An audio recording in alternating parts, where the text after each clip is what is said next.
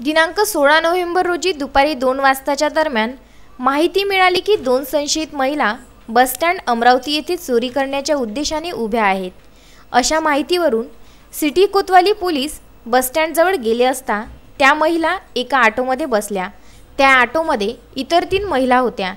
त्या ऑटोचा सिटी कोतवाली पोलिसांनी पाठलाग केला तर जयस्तंभ चौक येथे ऑटो थांबला असता पोलिसांनी ऑटो थांबवून महिलांना ताब्यात घेतले व ऑटोमधील महिलांना साहित्य चेक करण्यास सांगितले असता सौ वर्षा जितेंद्र देशमुख वय 51 वर्ष राहणार विलास कॉलनी कठोरा रोड अमरावती हिने सोन्याचे दागिने असलेली पर्स दिसत नसल्याचे सांगितल्यावरून संशयित महिला सौ लक्ष्मी ऋषी सकट वय 28 वर्ष सौ भारती पृथ्वी सकट वय 28 वर्ष दोन्ही राहणार नेताजी नगर यवतमाळ यांनी झडती घेतली असता त्यांच्याजवळ पर्स मिळून आली।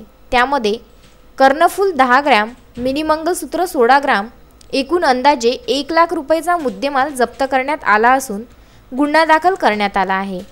तसेच पुढील तपास पोलीस करीत आहे। Vidarbha news bureau Amravati.